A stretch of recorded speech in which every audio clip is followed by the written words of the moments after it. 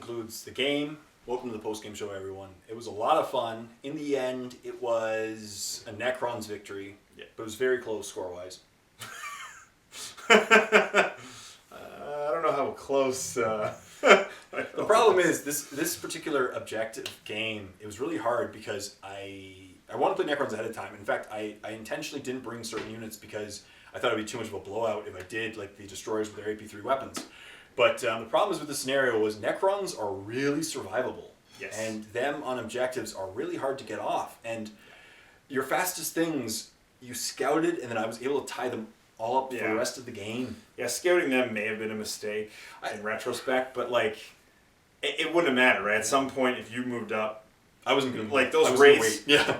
I could have thrown everything I had at the race, and they would have survived the whole game anyway. Yeah. And the Scarabs, same thing. Like that, the combination of the Spider with his giving 4-up reanimate to everything, like the Decurion making it 4-up, them having like the reanimate, like it made them so difficult to remove with like the units I had, and most of my stuff just wasn't that fast, so it couldn't like zip around and. And there were a couple turns where you did like 4 wounds on the Scarabs. I'd roll 3 T-shirt saves, and it was just like they're not going anywhere, man. Yeah, when you play against Decurion, you have to be ready to just be shaking your head and like, yeah, I can't. My favorite part of the game, though, had to have been when you wiped out a squad of 15 or 16 warriors. Yeah. I failed leadership, and you caught me instantly and just went... Yeah, that's the one way that Necrons get just dominated. Yeah. But unfortunately, with leadership 10, it's hard to do. Yeah. They don't have stubborn. So as long as you beat them, yes, they can roll low or roll high, and catch them. And they're rolling initiative too. Yes, that's the thing. It's nice. It's easy to sweep them. Yes. The initiative, so. Very much. It's like a 70, 80% chance of catching them. Initiative 2 if you're 4 above. If you're 5, it's almost 100% chance. Based on average roll, it's crazy. So, or if you're 6, it's 100% chance. Yeah.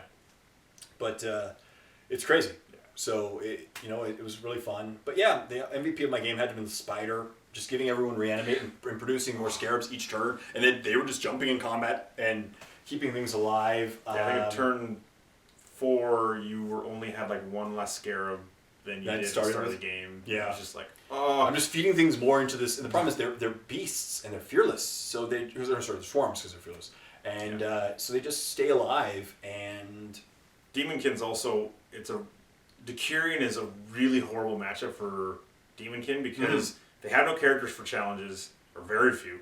Very few. I had 1 in this entire game. They 2. Just don't have...